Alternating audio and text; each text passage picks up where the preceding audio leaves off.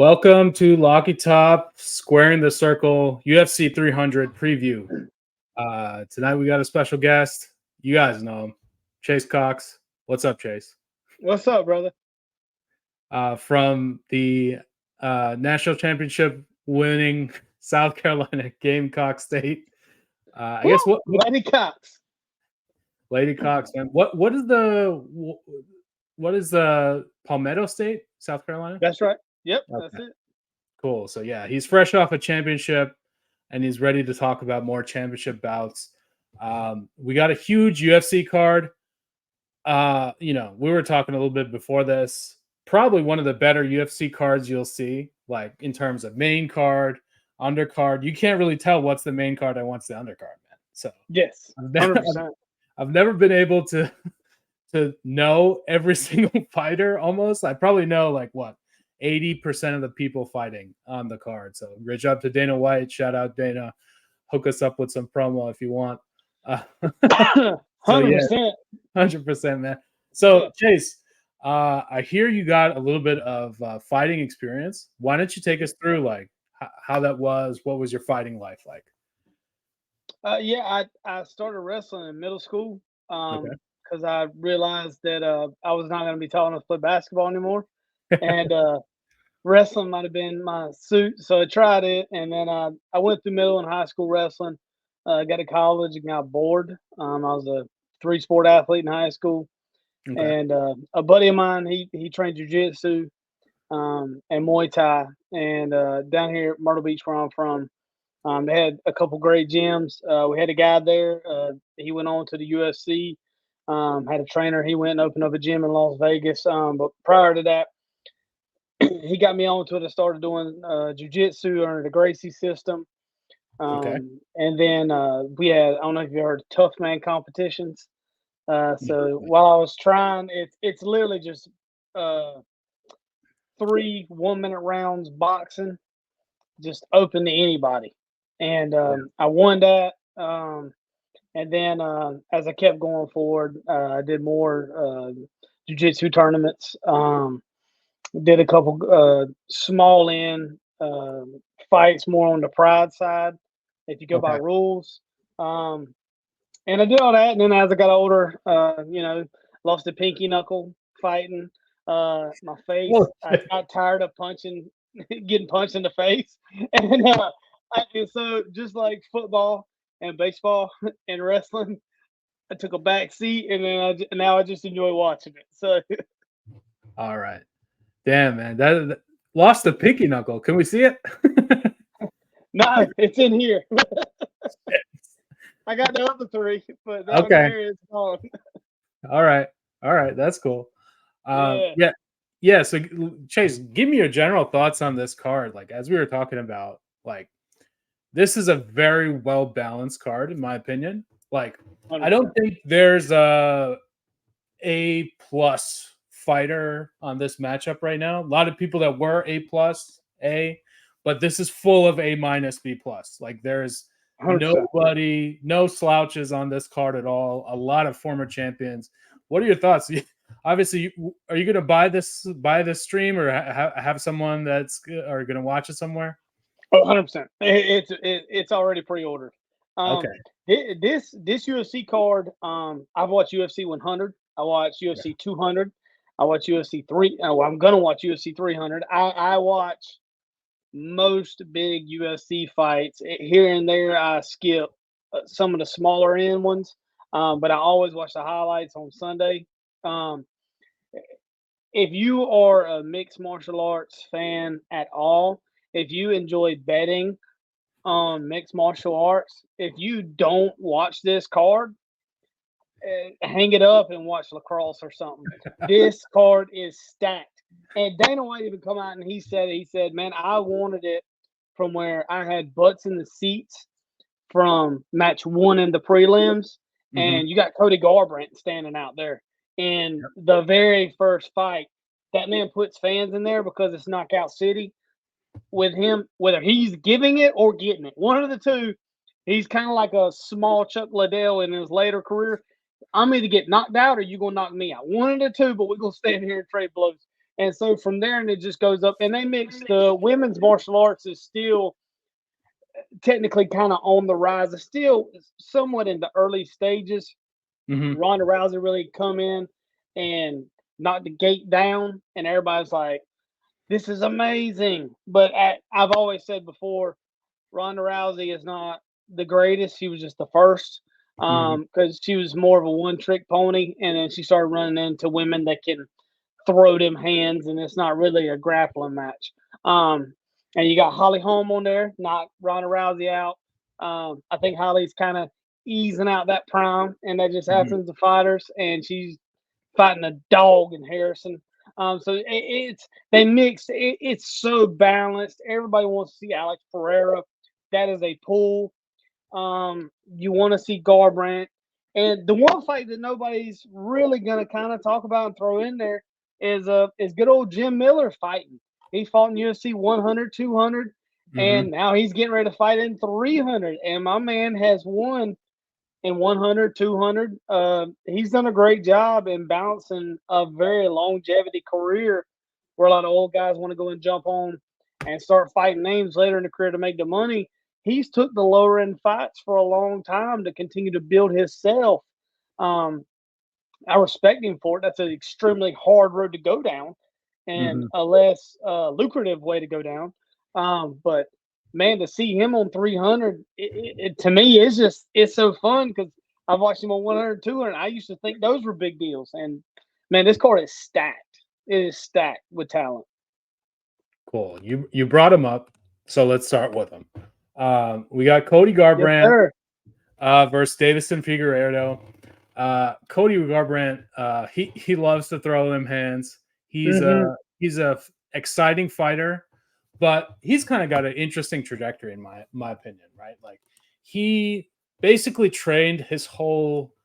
He had so much built up in that Dominic Cruz win. Yes, I guess going back to years, 8 years. 18, 18, I think. Yeah, I got it from December 30th, 2016. But 16, wow. But since then, man, it's been a rocky road for him. Yep. You know, he's got 2 wins on the bounce, but losses to Kai Kara France, Rob Font, Dillashaw, Munoz. What are your thoughts? What are your thoughts there? I think that Cody Garbrandt is one of those people like the real fans know, never really, you know, advancing far up the main card. He'll never be the main event, but yeah. What are your thoughts on him, man? I love Cody No Love. I've always loved him. I love seeing guys that like to stand in the middle and throw hands. That was one of my favorite things to do. Let's knuckle it up. And obviously, you getting rocked, I got to try and take you down. But every fight, he's like that. But the catch with a guy like that is that chin has a tax. And at some point, you're going to start paying it. And my problem with him is he started paying it. And he beat Dominic Cruz. Dominic Cruz said I'm on him 100%. I was right. I was good. Dominic Cruz's prime, true prime, was when he was whipping Uriah Faber. Yep. Back in the day. And, all right, that's whenever you couldn't touch that man. He come in 135. A lot of people forget UFC used to be 155 and up. This was the back in the day of the BJ Penns, the Jim Pulvers. And a lot of them Jim Pulver could have been a great 145, 135er, but it just wasn't there. And so whenever they added these guys, when you bring in weight class, it takes a couple years to establish that weight class. You got a bunch of guys jump high, jump low, jump high, jump low. And a lot of this is based on weight cuts with these guys. And I think that Cody cuts too hard to go down. Okay. And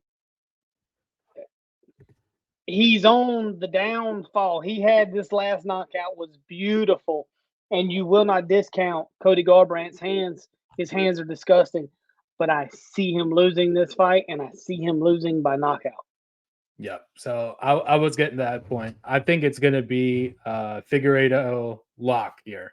The odds kind of suggest it -300, -325. So for fans out there, that means you got to bet $325 to win 100 on Figueiredo. Mm-hmm. But if that's too rich for your blood, as Chase suggested, maybe Figueiredo by knockout. The chin has been tested a bunch for Garbrant, and Figueiredo. He's also had a weird road to get here. Yes, he fought Brandon Moreno 4 times in a row. I didn't even know. Like, I couldn't believe it when I was preparing for this. I was like, wow. Like, I didn't even realize. Like, I knew he fought Moreno like 2 times.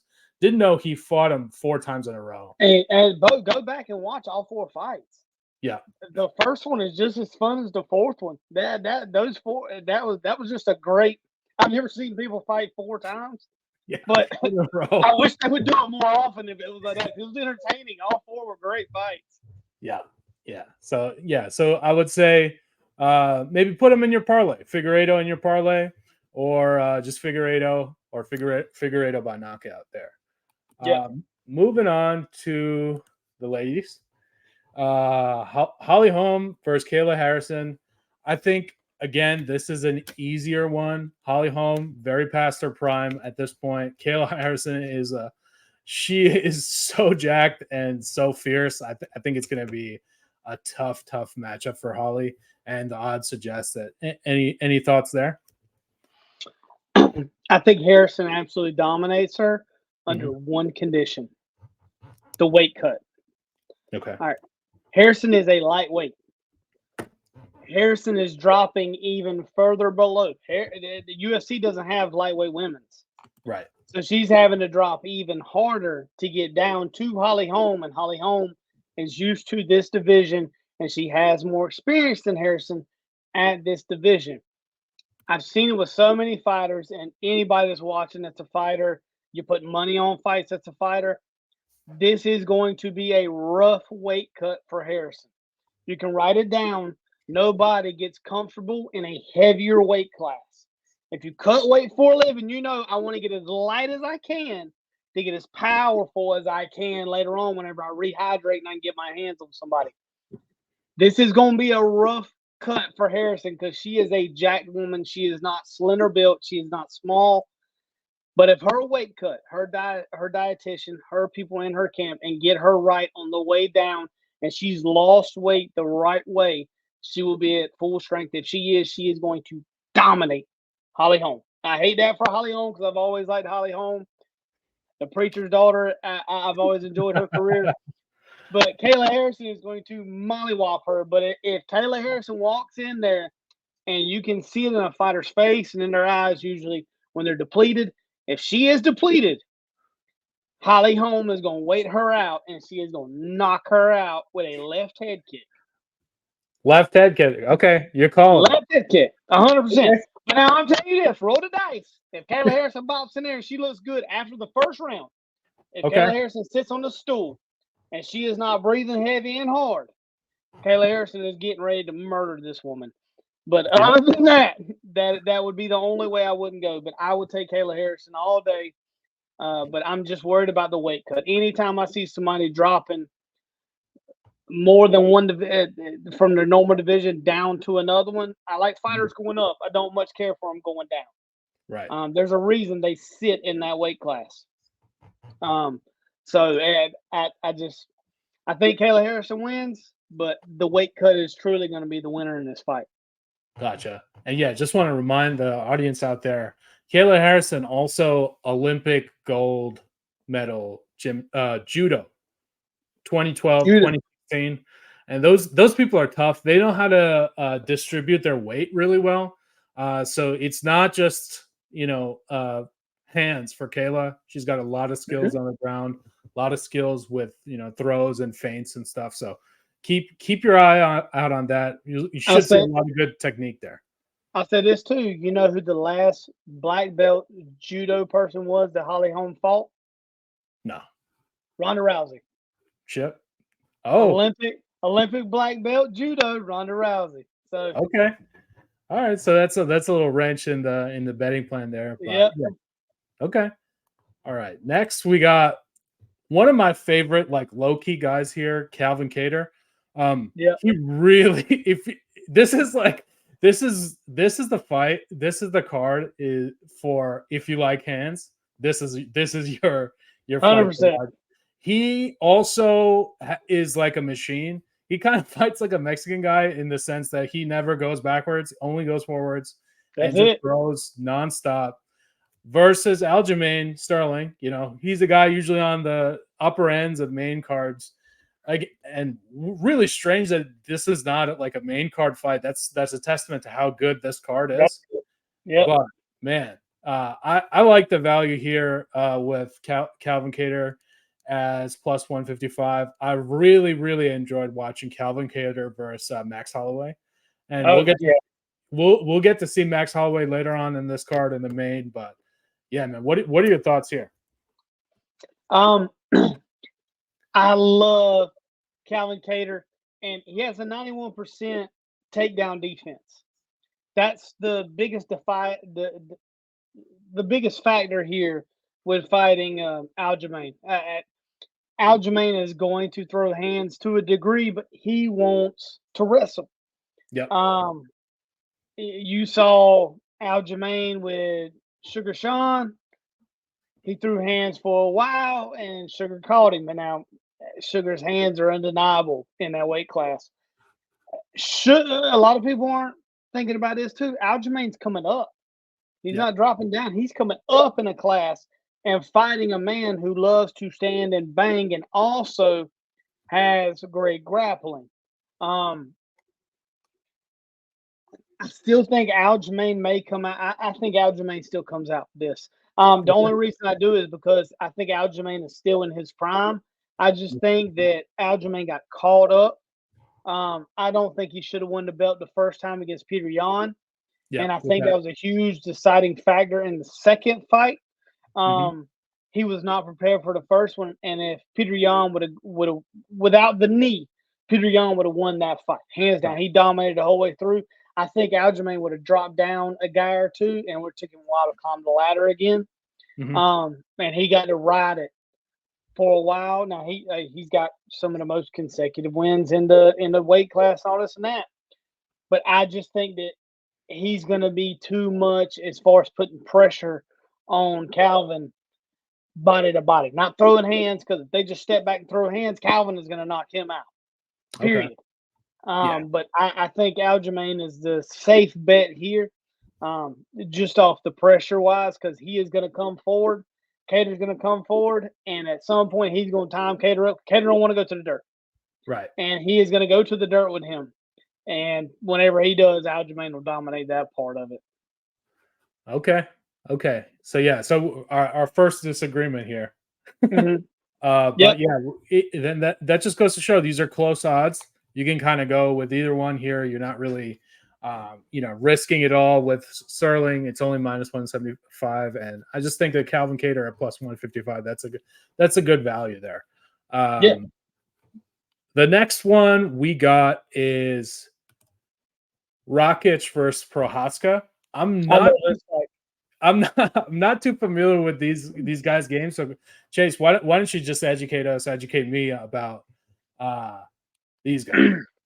All right, this is the light heavyweight title shot here. You win this fight, you will, unless Jamel Hill and Alex Pereira just have a all-out, free-out brawl, and it comes down to, a split-second decision, and it's 10-9, 10-9, 10-9, 10-9, 10-9, and they get an automatic rematch. This fighter will go. He is going to fight, and Alex Pereira already knocked out Prochazka. I have a hard time saying the dude. Prochazka, I think. That's Prochazka, yeah. He's from Czech Republic. It's hard for me to say names. I'm from deep south, but I love him. I love his style. His last fight, he got knocked out by Alex Pereira. And if you watch the fight, it was a good fight, and he went out on his shield. I respect a fighter that is still younger in their career. He's not an old guy that's been there for a long time, slipped up on a knockout. He made very small mistakes in that fight that led to his knockout, and you can't make small mistakes with Alex Pereira. But he has a 97% finish rate in his wins. That is hard to debate, man. That's hard to debate. And Rocky hadn't fought in 2 years, I believe, since he got the knee injury with Jan. I think that's his last fight. And now he was a great fighter. He's a great fighter. He's coming. That's the reason he's here and he's fighting in this position. But I don't see him winning. Okay. I think Prochazka is going to beat him and beat him pretty well. It's hard. A guy that sits out of the game for a long period of time, unless his name is John Jones, I don't have faith in him. And that's just how it is. This is a world where you need to hit it, and you need to hit it now, because your longevity in fist fighting men is very small normally. And to come off of a knee injury into a man that got knocked out, those are two very different aspects of an injury. And I think Prochazka is just that much better. I truly do. In that division, that light heavyweight division is stacked right now, very heavy at the top, and I think he's sitting there with Jamel Hill and Alex. I think those three are just the best. Period. Yeah. So I mean, this is my again. I already gave the disclaimer that don't really know much about these guys. Some of the times, like, just can't watch every fighter. That's right. But what I can tell you is, if it's close like this, go underdog, right? There's no reason to pay the price on these slight favorites. That means that Vegas also doesn't know, like, coming at it from the betting angle, right? This guy that hasn't fought in 2 years is like a small favorite. I don't really buy that, man. Prochazka is plus 105, so small underdog there. I love taking these guys on this spots, and it just sounds better. Sometimes you got to go with the last. Yeah, that's right. Man. That guy sounds like a warrior. His ancestors were probably warriors, so that's the vibe I'm going off of for this one. Yeah. All right, so now we're moving into main card territory. We didn't cover every fight, but we're now going to be covering the rest of the fights on the card, and we're going kind of chronological here throughout your card, so you can watch this and make your bets accordingly. Next guy we got to see is Bo Nikal. This is the guy that UFC has been like silently pumping through your face. He seems to be like the best wrestler out there right now in the sport. You can argue maybe since Khabib left, you can maybe say Islam or someone like that. One of the Dagestani guys and Bo Nikal are your top wrestlers in the sport. But man, that does not mean that he cannot throw. His last fight, he had a massive knockdown of his previous opponent. And I think that, the price indicates that basically, this is almost like an unbettable fight. You can only put it in a parlay. Minus 2,500. That means you got to bet 2,500 to win $100 on Bo Nikal. Wow. That's very, very expensive fight. So, let's say for your betting sake, just in case there's some sort of like freak accident going on, don't touch this one. But unless some sort of catastrophic injury happens, this is going to be Bo Nikal masterclass. Yeah, dude, listen, I love wrestlers, and it's partial because I wrestled. This dude is a 3-time D1 national champion from Penn State. That's the best in wrestling. He wrestles. He's wrestled the best in the world. No one's touching it. And all them dudes in Dagestan, they can suck it too. They can't touch that kind of wrestling. They can keep their mountain leg humping that they do in UFC. No, Bo is a true wrestler. This is not an Islam leg humping competition that them boys do, and they outweigh you by 20 pounds whenever they get there because they're coming off of the perfect steroid cycle. Bo Nikal is the real deal. When you don't Russian candy. The Russian nothing gas. Yeah. These dudes are gnawing on rocks with testosterone in them. Get out of here, dude. You were banned from the Olympics forever for a reason. Y'all just found a way to hide it. We're not stupid. Everybody that comes from one mountain can't wrestle that great. We're not dumb. And it's not even that great at wrestling. It's weight distribution and leg control is what they do, and they just master that part of it, and it's so hard to defend. They're world class in that, but there's a difference in wrestling and that. Bo Nickel is the real deal in wrestling, and I love a wrestler that wants to throw hands, and Bo Nickel has the power. Right. Every time he comes in, he's throwing power. If you are a bettor and you don't have $30,000 to drop on Bo Nickel to actually see a good income, just don't touch this one because Bo Nickel is going to be the bright. Brundage is a sacrificial lamb at UFC 300. This is Bo Nickel's coming out party. UFC has slowly introduced him, and they are still building his star power through and through. Bo Nickel is bad, and he is going to beat this guy half to death. Everybody's going to start talking about him, and then from here you will watch his stock just skyrocket out the roof, and he's going to be fighting for a championship within the next 12 to 18 months. Write it down. Cool. Yeah, like Bo Nickel is just someone you look at, and I'm like, okay, you can convince me that he's a professional athlete in any sport, basically. No, 100%. Yeah, like I've seen him like randomly play basketball. He like dunks, no problem. He would be I would be happy to have him as like a middle linebacker on my NFL team. He's just one of those guys that he's born to play sports, and you just got to look at him once, and then you'll understand what we're talking about. That's right. All right. So I think this is my favorite fight of the night here. Chase, you don't know this. I'm a big time Gaethje fan. I also love Max Holloway. Like, this is one of those people, like, I hate that there's going to be a loser in this fight. This is going to be a fucking bloodbath, guys. I think that we'll see a lot of cuts, a lot of bruised faces. Don't want to put these guys on any post-match interviews because they're gonna be fucked up. They're going straight to the hospital. both of them. Yeah, both of them, man. I think that's the type of thing we're gonna see here. I would say give me Gaethje here. He's the minus 175 favorite, and I think he's a favorite for a reason because he is devastating with hands, but he's also great on the ground. Really no weaknesses in the game, right? If you look at Gaethje, like the losses for Gaethje are only to the best of the best. You know, he does not lose to anybody really that's, you know, any type of level below him.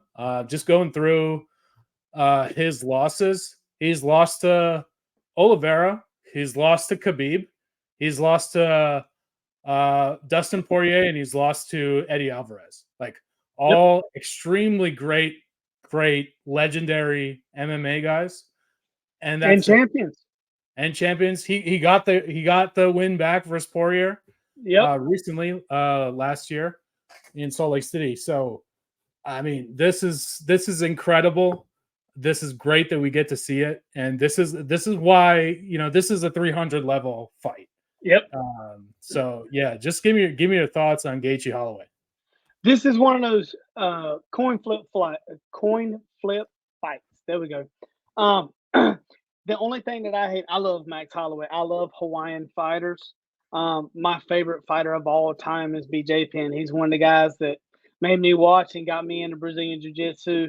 I love him, and I love Max Holloway. What you need to look at if you're betting here is Max Holloway's coming up. Yeah. Gaethje is fighting where he fights.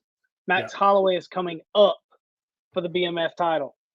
The last time Max Holloway come up, he lost to Dustin Poirier. And now it was a decision. I'll say this. Max Holloway has never been knocked out in the UFC, and he's been there since he was 19 years old.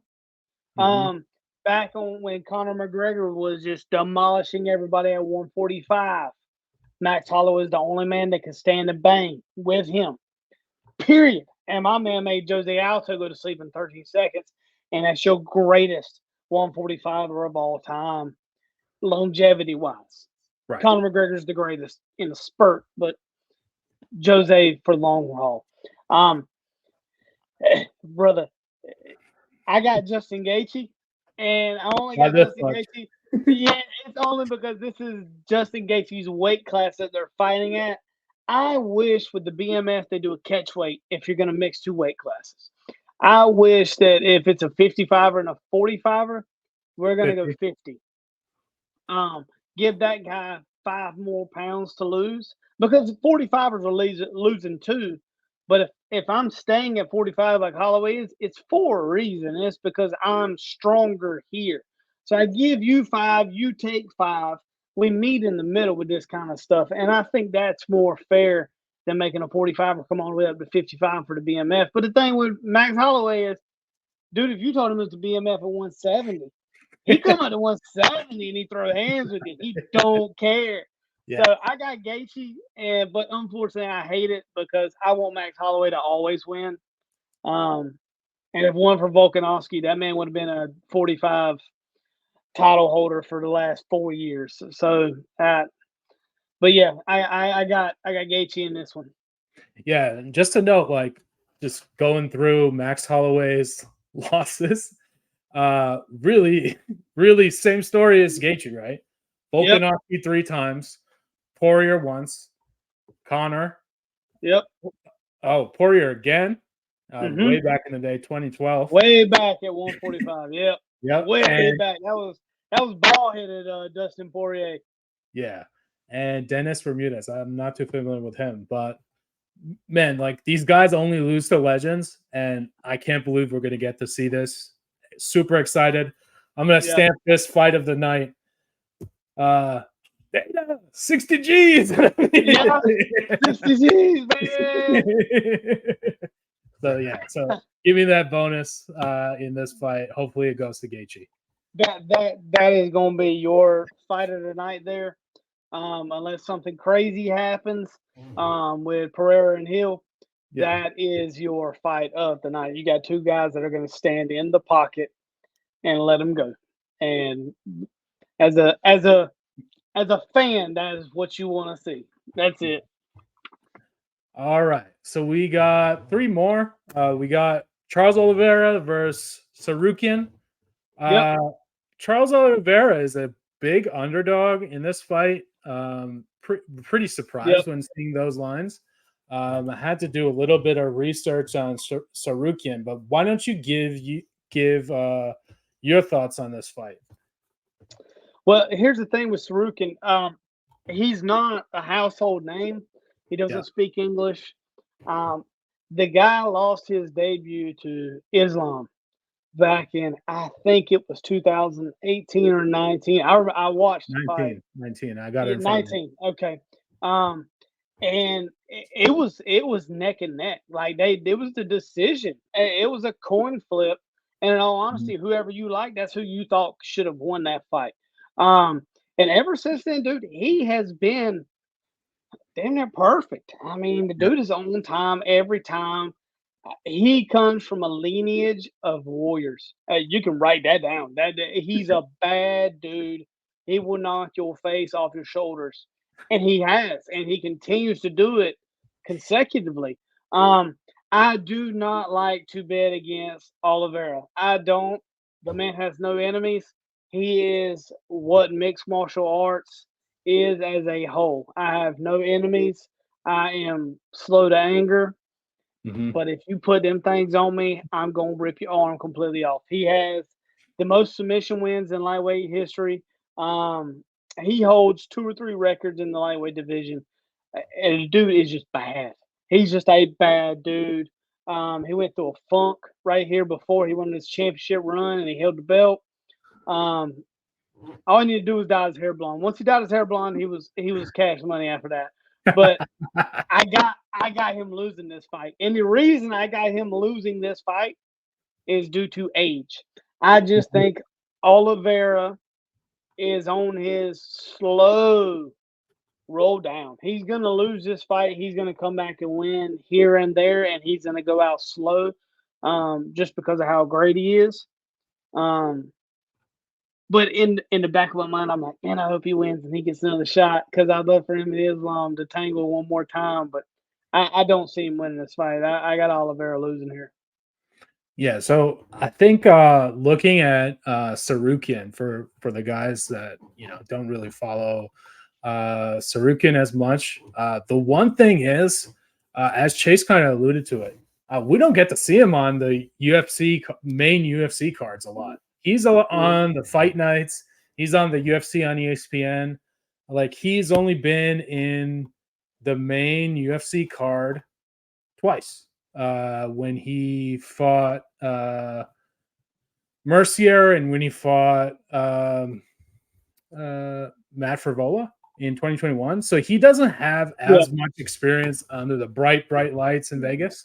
So he will have to get his mind right to be fighting Charles. Charles is a mastermind, and I think a lot of Charles's strength is the 6 inches here. His head is in the game.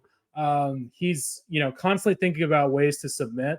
But the one thing about Tsarukan is, like, he has wins by knockout, by submission, by decision. So there's multiple ways he can win, but I don't think that's the case for Oliveira. Like, no. You know what I mean? It's kind of got to be one way for Oliveira to win, usually by submission or on points. So just because of the diversity in Tsarukan's game, I think that's why you're seeing him as a heavy favorite. And I think this is one of those places where the public is going to be like, oh, Charles Oliveira is a 2-1 underdog. Let me slam Oliveira. So you need to be on the smart side here. Take Tsarukan for those reasons.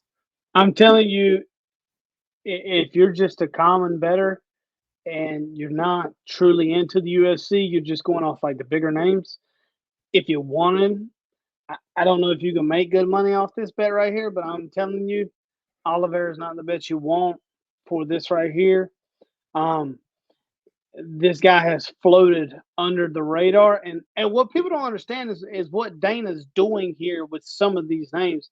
These are certain guys coming out party, and he's testing the waters to see if these guys are going to rock the boat here. This guy is going to be right on par with Bo Nickel. This guy doesn't speak English. He doesn't have a personality you want in the interviews and stuff like that. He is here to beat your ass and go home. That's all he wants to do. Yeah. And so this guy has just floated here in the UFC. And this is Dana White's coming out party to a few of these guys. This guy's going to have a coming out party against Oliveira. Yes, unfortunately, because I love Charles Oliveira. Building off what you're saying, I completely agree. And you got to think that by doing this, what's the next chess move for Dana? I think he's setting up something big in either Saudi or London with Tsarukan. And that's what we're going to see maybe, 5 UFCs from now, 3 UFCs from now. We're going to see something big from Tsarukan, some big-time matchup for him. And Saudi, they're going to Saudi late summer, I believe. So you're setting up a beautiful thing here to go late into the summer here. There's still plenty of time for a little bit of rest and another full training camp. So yeah, so that's my vision. I think that's what Dana is thinking. I don't want to speak for him, but that if I was Dana, that's where my mind would be. Yeah. All right. So we got another women's battle here. We got Yan versus Weili Zhang. Weili Zhang is my favorite women's fighter. Just because she is a fucking savage, man. She is. If anybody was female Justin Gaethje, it would be Weili Zhang. If you want to see some brutal fights, almost can't watch them sometimes because she's that much of a savage. And I don't know, something like I can handle it for men, but for women, when it gets that brutal, I just feel bad. But man, I think this is a smash. Weili Zhang. Give me the Weili Zhang by knockout here. She's minus 500. You probably get a better payout just calling your shot with a knockout here. Yeah, the Zhang will knock her out in the first round. That's just however you want to bet it. I can discuss it. I can tell you that Yan was had an undefeated record coming into the UFC with 9 knockouts, or 10 knockouts, something like that. She got to the UFC, the first 9 opponents, she couldn't finish them. What that tells you, if you keep up mixed martial arts, is she fought very inferior opponents, and she was just one step ahead.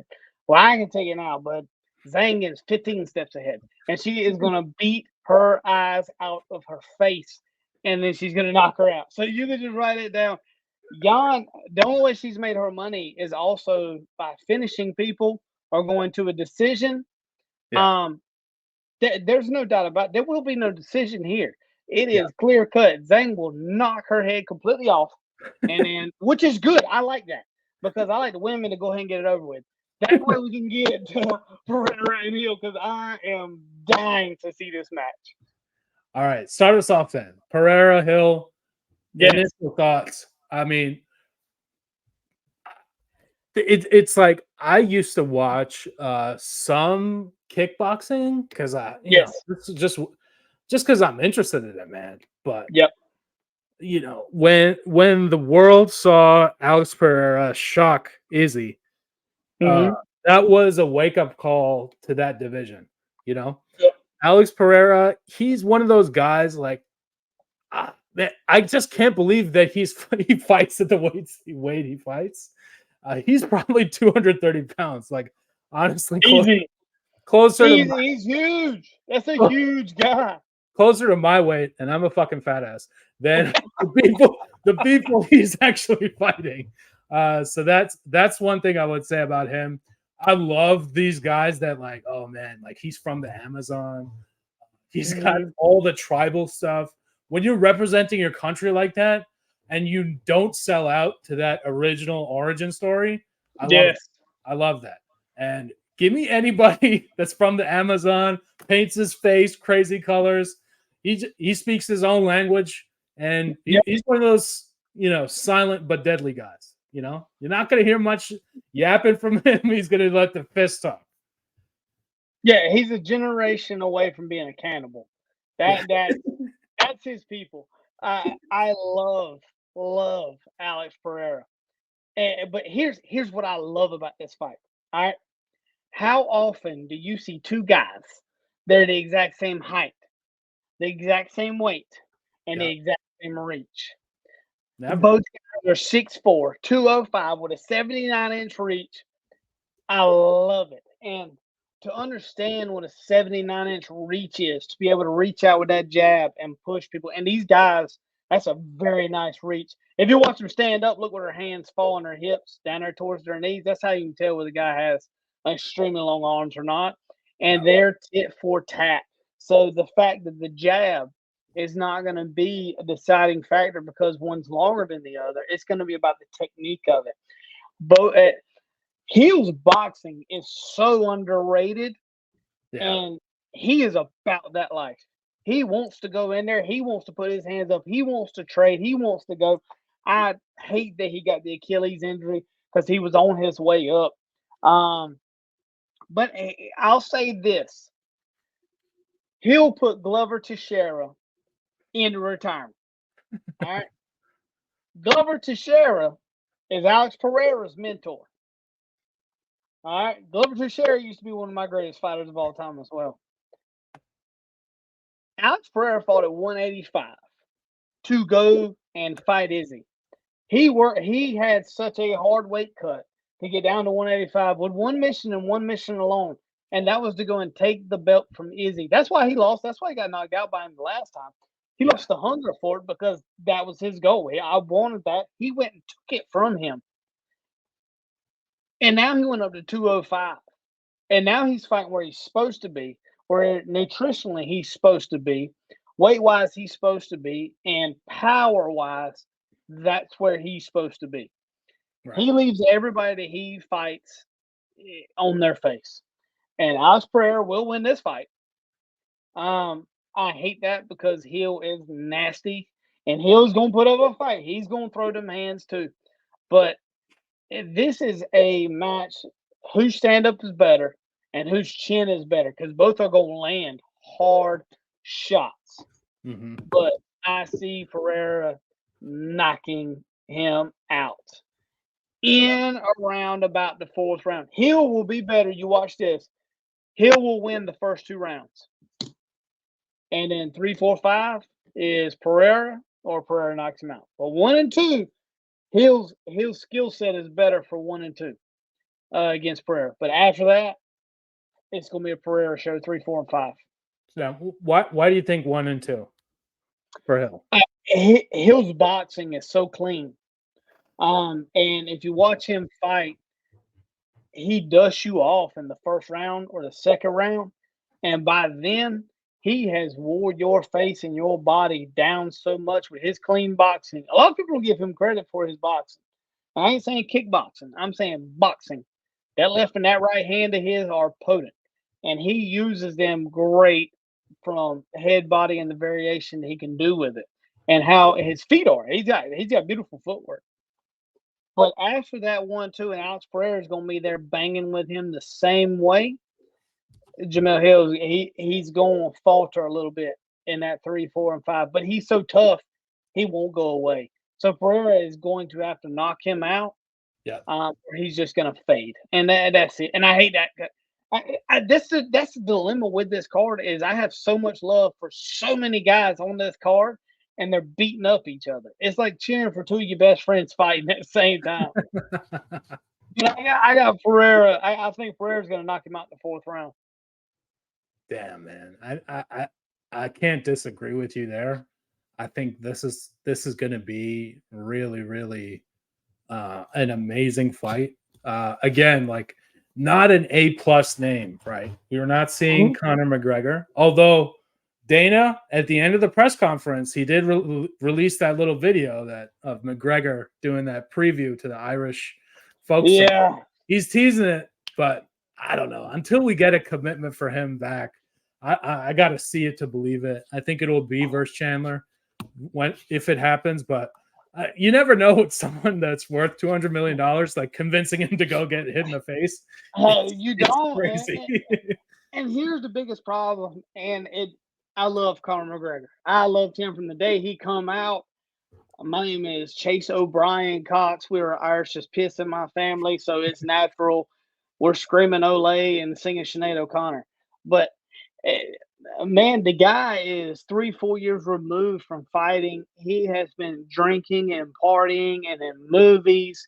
He still trains. He still keeps his body up, but he is not training like a man that trains for at least 1 fight a year in those 3, 4 years. So you're getting a guy, whenever they talk about cage rust, this guy's going to be so far out of pocket and all this and that. But the thing with Conor is he's got such a big ego. He thinks that he can not fight for 20 years and come in and knock out a guy that's a heavyweight. So I love the Conor McGregor thing, but I just think that he's getting too far gone to get that hyped up over his name now. Yeah, I just miss what he brought to press conference. Oh, so bad. Yeah, so bad, man. I remember like walking in McGregor Wonderland. I remember, who the fuck are you? Like all that shit. He made me start re-listening to Dropkick Murphy, and I haven't listened to him since I was like 18 as a freshman at Coastal Carolina University. I was drinking Guinness for no reason again. Yeah. It's like I was buying Irish whiskey and everything else just because I like listening to what the dude said. So he brought everything to the. There's never been another superstar in fighting, including Mike Tyson, that has ever brought that kind of notoriety to a sport period than Conor McGregor. Yeah. All right, man. We've covered 9 of the fights, surprisingly. Rather quick, but we gave you a sort of betting angle, a little bit of a matchup angle. I want to close with like, if you had to give one bet for this whole card, what would you take? For me, it's Gaethje, -175. Chase, why don't you give us, what would be your most solid pick of the night? Aljamain. Aljamain. Okay. I think Aljamain. Aljamain's going to dominate, and it's going to go to the dirt. I've told you that Pereira is 100% going to win. And I'll give you one more fact with that. Hill's coming off an Achilles injury from 9 months ago.